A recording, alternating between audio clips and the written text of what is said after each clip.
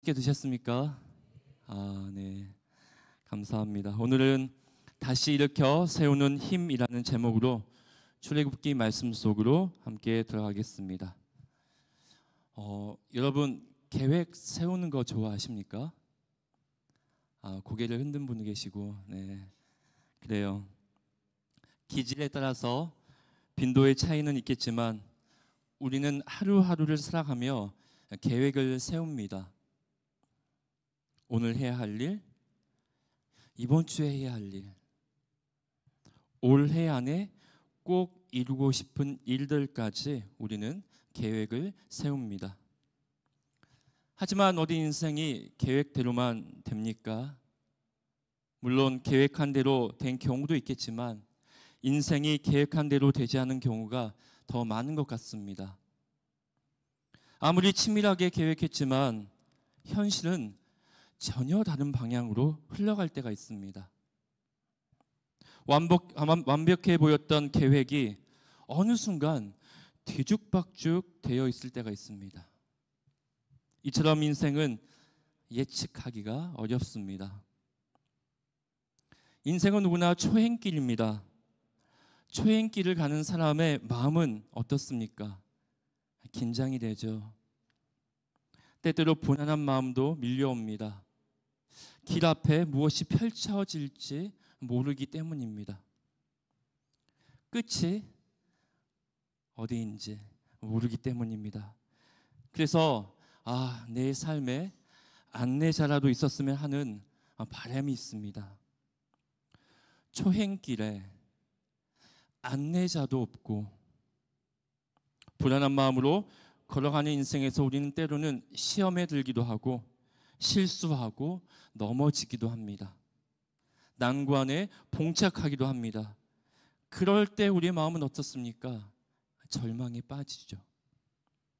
그때 우리는 무너진 그 자리에서 자신에게 이렇게 묻습니다. 과연 내가 다시 일어날 수 있을까? 처참히 무너진 이 마음을 어떻게 다시 일으켜 세울 수 있을까? 이제 끝이야. 다시는 회복할 수 없어. 이러한 부정적인 마음이 우리를 사로잡기도 합니다. 그러나 그런 절망 속에서도 다시 시작해야 할 순간은 찾아옵니다. 어떤 사람은 친구의 위로로 힘을 얻습니다. 야, 내가 너와 함께 해줄게. 힘내 임마. 이렇게 얘기하기도 하고요. 어떤 사람은 가족의 품에서 회복을 경험합니다. 기도하는 어머니의 눈물을 통해 힘을 얻습니다. 어떤 사람은 음악으로, 여기 댄스를 아주 잘 추는 재혁 형제는 춤으로, 어떤 사람은 책으로, 때로는 사람의 따뜻한 말 한마디에서 다시 일어설 이유를 찾습니다. 그렇다면 오늘 이 자리에 있는 여러분은 어디에서 다시 일어서는 힘을 얻고 있습니까? 오늘 본 말씀은 하나님을 배신하고 금송아지를 만든 이스라엘 백성을 하나님께서 어떻게 다시 일으켜 세우시는가를 보여주는 말씀입니다. 하나님은 당신의 백성 이스라엘을 애굽의 종살이에서 구해내셨습니다. 엄청난 은혜입니다. 그리고 그들과 시내산에서 계약을 맺었습니다. 그 징표로 두 돌판에 10계명을 새겨주셨습니다. 그런데 계약은 체결되자마자 와장창 깨져버렸습니다. 하나님께 선택받았던 이스라엘 백성이 다른 마음을 품고 하나님을 배반하였습니다. 이스라엘 백성은 금송아지 앞에서 춤을 췄습니다. 그 앞에서 노래했습니다. 하나님이 말씀하신 10계명을 어겼습니다. 너는 나 외에는 다른 신들을 내게 두지 말라. 우상을 만들지 말라. 10계명의 말씀을 위반한 거죠.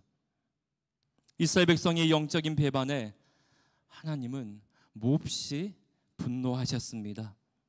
모세는 계약이 파기되었다는 징표로 돌판을 내던져 깨뜨려 버렸습니다. 이렇게 하나님과 이스라엘 백성의 특별한 관계는 시작되자마자 모두 수포로 돌아간 듯 보였습니다. 이스라엘 백성에게 이런 어둠의 그림자가 드리워질 그때 모세는 하나님 앞으로 나아갔습니다. 모세는 하나님 앞에서 하나님이 하셨던 그 약속을 언급했습니다. 하나님께서는 성막을 지으라 말씀하시면서 내가 이스라엘 백성 가운데 거하신다고 말씀하셨기 때문입니다. 또한 출애굽기 32장에서는 모세는 자신의 목숨을 걸고 자기의 백성을 변호했습니다. 그리고 모세는 하나님께 자비를 구했습니다. 출애굽기 33장 18절 말씀입니다. 모세가 이르되 원하건대 주의 영광을 내게 보이소서. 주의 영광을 보여주시옵소서. 하나님의 자비를 구했습니다. 곧이어 하나님은 모세에게 돌판 2개를 새로 깎으라고 명령하셨습니다. 모세를 통해 그들에게 다시 한번 기회를 주셨습니다. 하나님의 자비입니다. 이튿날 아침 하나님은 자신의 이름을 선포하셨습니다. 여호와라, 여호와라, 자비롭고 은혜롭고 노하기를 더디한 여호와 하나님을 선포했습니다. 인자와 진실이 많은 하나님을 드러내셨습니다. 하나님의 이름의 선포는 다른 것이 아니었습니다. 하나님의 자비를 보여준 것이었습니다. 하나님은 이스라엘 백성들 분노로 끝내지 않았습니다. 하나님은 자비로운 그 성품으로 이스라엘 백성들을 다시 부르셨습니다. 정리합니다. 오늘 본문은 죄를 범한 이스라엘 백성에게 자비를 베푸신 하나님을 보여줍니다. 관계를 깨트린 백성을 찾아오시는 하나님의 자비, 하나님의 헤세드를 보여주고 있습니다. 오늘 본문 6절 말씀을 다시 한번 보겠습니다. 자비를 구하는 모세 앞에 하나님은 자신을 이렇게 소개합니다. 다 같이 6절 말씀을 읽어보겠습니다. 시작. 여호와께서 그의 앞으로 지나시며 선포하시되 여호와라, 여호와라, 자비롭고 은혜롭고 노하기를 더디하고 인자와 진실이 많은 하나님이라. 아멘. 인자와 진실이 많은 하나님. 인자, 바로 인자가 히브리어로 헤세드입니다. 아마 한 번쯤 다 들어보셨을 것입니다. 헤세드가 무엇입니까? 그냥 거저 베푸는 사랑입니다. 헤세드는 조건 없이 부어지는 사랑입니다. 더 나아가 하나님의 은총과 자비를 말합니다. 헤세드는 동정만을 의미하지 않습니다. 헤세드는 슬픔만을 의미하지 않습니다. 헤세드는 하나님의 정말 조건 없는 아주 너그러운 사랑을 말합니다. 창세기에서부터 요한계시록까지 성경 전체를 흐르는 물줄기가 있습니다. 뭘까요? 네, 바로 하나님의 헤세드, 자비입니다. 우리는 헤세드 없이 살 수 없습니다. 오늘도 이 세상이 존재하는 이유는 하나님의 자비, 헤세드 때문입니다. 마태복음 20장 1절에서 16절에는 포도원 품꾼의 비유가 나옵니다. 포도원에는 이른 아침부터 포도원에서 일한 품꾼이 있는가 하면 제3시, 제6시, 제9시에 들어온 품꾼도 있습니다. 심지어 제11시에 주인이 데려온 품꾼도 있습니다. 주인은 시간을 우리 시간 바꿔 얘기하면 오전 9시, 정오, 오후 3시, 오후 5시에 나가서 품꾼을 데려왔습니다. 그런데 주인은 품꾼들에게 일한 시간과 관계없이 동일하게 품삯을 지불했죠. 이른 아침부터 일한 품꾼이나 오후 늦게 들어와 1시간도 채 일하지 않은 품꾼이나 똑같은 삭을 받은 것입니다. 그러자 먼저 온 사람들이 주인에게 항의했습니다. 마태복음 20장 12절 말씀입니다. 나중 온 이 사람들은 1시간밖에 일하지 아니하였거든 그들을 종일 수고하며 더위를 견딘 우리와 같게 하였나이다. 불만을 토로한 거죠. 이때 주인이 이렇게 말합니다. 친구여, 내가 네게 잘못한 것이 없노라. 내가 나와 한 데나리온의 약속을 하지 아니하였느냐. 내 것이나 가지고 가라. 나중 온 이 사람에게 너와 같이 주는 것이 내 뜻이니라. 내 것을 가지고 내 뜻대로 할 것이 아니냐. 내가 선함으로 내가 악하게 보느냐. 늦게 와서 조금이라고도 똑같은 품삯을 받은 사람은 앞에 사람들에 비해 과분한 호의를 받았습니다. 이것이 바로 헤세드입니다. 우리는 하나님으로부터 무엇인가 받을 만한 자격이 있습니까? 없습니다. 그런데도 하나님은 일방적으로 우리에게 자비를 베풀었습니다. 이렇게 하나님의 자비 헤세드는 시내산 계시에서 분명하게 나타났습니다. 이것이 우리가 붙들어야 할 진짜 회복의 힘입니다. 친구의 위로도 좋고 가족의 위로도 좋습니다. 음악이나 춤이나 책의 위로도 좋습니다. 하지만 우리가 진짜 회복하고 우리가 붙들어야 할 진짜 회복의 힘은 바로 하나님의 자비입니다. 하나님은 자신의 자비로 실패한 이스라엘 백성들을 끌어안으셨습니다. 하나님의 자비는 더 이상 심판이 아니라 회복의 기회를 주셨습니다. 우리는 하나님의 자비, 헤세드의 은혜를 이미 받은 자입니다. 그렇기 때문에 이 자리에 앉아 있는 거죠. 헤세드, 하나님의 자비를 받은 자입니다. 그래서 우리는 하나님의 자비 앞에 마땅히 감사해야 합니다. 하나님, 저를 불쌍히 여겨주셔서 하나님의 자비를 베풀어 주셔서 정말 감사합니다. 그리고 한 가지 결단해야 합니다. 우리 또한 하나님의 자비를, 헤세드를 흘려 보내야 하는 사명이 있습니다. 그 받은 자비를 이제는 흘려 보내야 된다는 거죠. 하지만 우리의 모습을 봅니다. 우리 또한 하나님의 자비, 헤세드의 은혜를 입었지만 우리는 그렇게 살지 못하는 현실을 봅니다. 우리의 삶은 헤세드와 전혀 상관없는 방향으로 흘러갑니다. 무엇 때문일까요? 헤세드와 전혀 상관없는 그 방향으로 휩쓸려 갑니다. 자세히 들여다보니까 장애물이 있습니다. 그것은 우리 안에 손상된 감정들입니다. 우리 안에 손상된 감정들이 하나님의 자비가 흘러가지 못하도록 막는 것입니다. 먼저 수치심입니다.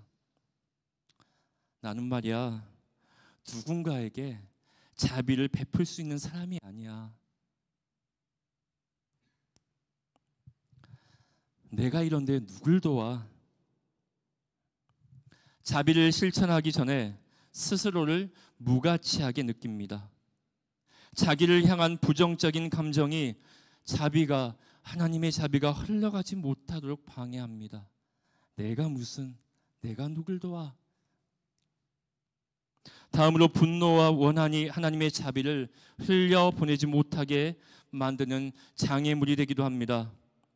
야, 그 사람은 자비를 받을 자격도 없어. 과거의 상처와 억울함이 치유되지 않아 분노와 원한이 그 마음 가운데 쌓여 있습니다. 이러한 축적된 분노와 원한은 그 사람을 지배합니다. 그리고 다른 사람을 용서하거나 긍휼히 여기는 마음을 차단하는 거죠. 야, 그 사람은 자비를 받을 가치도 없어. 분노합니다. 마지막으로 감정 피로와 무관심입니다. 아휴, 그럴 여유도 없어. 내가 지금 내가 먼저 돌봄을 받아야 하는데 누굴 돌봐? 여유가 없다니까. 자비를 베풀기 위해서는 에너지가 필요합니다. 이미 지치고 탈진한 상태에서는 자비가 굉장히 부담스러워지는 거죠. 나도 힘든데 내가 지금 옆에 누굴 돌봐? 생각조차 못한다는 거죠. 이러한 내면의 장애물들은 하나님의 자비가 우리 삶을 통해 흘러가지 못하게 막는 댐과 같습니다. 물이 흘러가야 되는데 막아버린 거죠. 그렇다면 하나님의 자비가 흘러갈 수 있도록 우리가 취해야 할 삶의 태도는 무엇입니까? 하나님의 자비가 흘러갈 수 있도록 우리가 취해야 할 삶의 태도는 다른 것이 아닙니다. 오늘 본문 말씀에서는 하나님의 말씀을 붙잡는 것이라고 말씀하고 있습니다. 오늘 본문 1절 상반절 말씀입니다. 여호와께서 모세에게 이르시되 너는 돌판 둘을 처음 것과 같이 다듬어 만들라. 하나님 모세에게 말씀하셨습니다. 너는 처음 것과 같은 돌판 둘을 다듬어 가져오라. 이전에는 하나님께서 친히 돌판을 준비하셨습니다. 첫 번째 돌판은 하나님이 준비하셨잖아요. 그리고 친히 준비하신 돌판 위에 하나님께서 십계명을 새겨주셨습니다. 그러나 이제는 모세가 다듬어 만들어야 합니다. 모세가 만든 두 돌판 위에 하나님께서는 그 위에 쓰시기만 하시려는 것입니다. 무엇을 말씀하는 것입니까? 율법을 받을 준비가 필요해 라고 말씀하는 거죠. 어떤 준비입니까? 마음을 깎는 준비입니다. 우리의 돌 같은 마음은 깎여져야 합니다. 적합한 마음 안에 하나님의 말씀이 자리 잡을 수 있도록 우리는 알맞게 돌판을 깎아야 합니다. 여러분의 마음의 돌판은 어떻습니까? 하나님의 말씀이 잘 새겨질 수 있도록 부드럽게 깎여 있으니까. 가끔 이런 생각을 합니다. 하나님 저에게 은사를 주셔서 저 사람의 마음을 들여다볼 수 있게 해달라고. 어리석은 기도였죠. 아마 그렇게 하면 제가 못 살 것 같아요. 눈에 다 보이니까 어떻게 살겠습니까? 여러분 자신을 들여다보십시오. 여러분 자신의 돌판의 모양은 어떻습니까? 글자가 새겨질 적당한 돌이 필요합니다. 너무 단단한 돌은 글자를 새기기 어렵습니다. 균열이 많거나 쉽게 부서지는 돌 역시 안 됩니다. 글자를 새기는 중 쪼개지거나 깨지기 쉽기 때문입니다. 적당한 경도. 너무 단단하면 글자를 새기기 어렵습니다. 균일한 조직. 표면이 고르고 결이 없어야 글자가 깨끗하게 새겨집니다. 내구성. 비바람이나 마모에도 오래 보존될 수 있어야 합니다. 신미성. 글자가 잘 보이게 색상이나 질감도 좋아야 합니다. 이러한 조건을 갖춘 돌은 무엇이 있을까요? 제가 찾아보니까 글자를 새기기에 적합한 돌은 보통 화강암이라 대리석이라고 합니다. 화강암은 매우 단단해서 내구성이 뛰어나고 야외 환경에서도 글자가 오래 남는다고 합니다. 색감도 다양합니다. 우리가 흔히 보는 그 기념비나 묘비에 사용을 하죠. 대리석은 어떻습니까? 표면이 어떻습니까? 아주 매끄럽습니다. 조각이 쉬워서 고급 조각이나 글씨 작업에 적합합니다. 보통 실내에서 많이 사용합니다.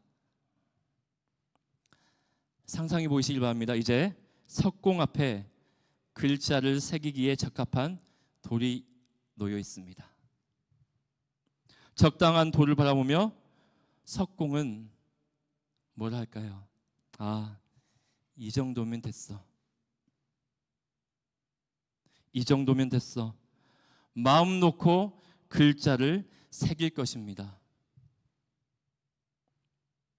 이처럼 석공되신 하나님은 우리의 마음이 글자를 새기기에 적합한 돌이 되기를 원하십니다. 잘 준비된 마음에 하나님의 말씀이 새겨져 지워지지 않기를 바랍니다. 여러분은 하나님께서 글자를 새기기에 적합한 돌입니까? 자신을 살펴보길 바랍니다. 만약 여러분이 적합한 돌이 아니라면 어떻게 해야 합니까? 우리는 우리의 마음을 어떻게 다듬어야 할까요? 우리의 마음의 돌판을 다듬는 최선의 방법은 우리의 마음의 돌판을 다듬는 최선의 방법은 우리의 죄를 고백하는 것입니다. 오늘 본문 9절 말씀입니다. 이는 목이 뻣뻣한 백성이니이다. 우리의 악과 죄를 사하시고. 모세는 변명하거나 정당화하지 않고 자기 민족의 죄를 있는 그대로 인정했습니다. 이것이 죄 고백의 첫 걸음입니다. 진실하고 정직하게 자신의 상태를 인정하는 것입니다. 우리의 죄를 합리화하거나 숨기려 할 때 마음의 돌파는 더 손상될 것입니다. 정직한 저의 고백은 우리의 마음을 정결하게 합니다. 하나님과의 관계를 회복시켜 우리의 마음을 단단하게 만듭니다. 정직한 죄의 고백은 우리 마음의 혼란을 질서로 회복시킬 것입니다. 정직한 죄의 고백은 우리 마음의 돌판을 하나님의 말씀이 분명하고 잘 보이고 지워지지 않도록 새기게 만듭니다. 말씀을 마무리합니다. 하나님의 자비 헤세드는 우리의 실패와 죄에도 불구하고 결코 끊어지지 않습니다. 하나님은 헤세드, 조건 없이 부어지는 사랑으로 우리를 다시 부르십니다. 우리를 다시 회복시키십니다. 그러나 그 자비는 자동으로 흘러들어오지 않습니다. 가만히 있다고? 아닙니다. 우리는 그 자비를 담을 마음의 돌판을 준비해야 합니다. 단단하고 다친 마음이 아닙니다. 죄를 정직하게 고백하는 마음입니다. 깨끗하게 다듬어진 마음입니다. 오늘도 우리는 하나님의 자비를 운행해서 살아가고 있습니다. 하나님의 자비가 없다면 우리가 이 자리에 앉아 있을 수 있겠습니까? 하나님의 자비를 받은 자가 바로 우리 그리스도인입니다. 그렇다면 이제 그 자비를 흘려보내는 삶을 살기를 바랍니다. 우리 안에 있는 수치심, 분노와 무관심의 장애물을 내려놓기를 바랍니다. 하나님 앞에 정직하게 설 때 우리는 다시 일어설 힘을 얻게 될 줄로 믿습니다. 그런 은혜가 임하는 사랑하는 우리 공서북교회 청년들과 성도님들 되기를 소망합니다. 이 시간 찬양하며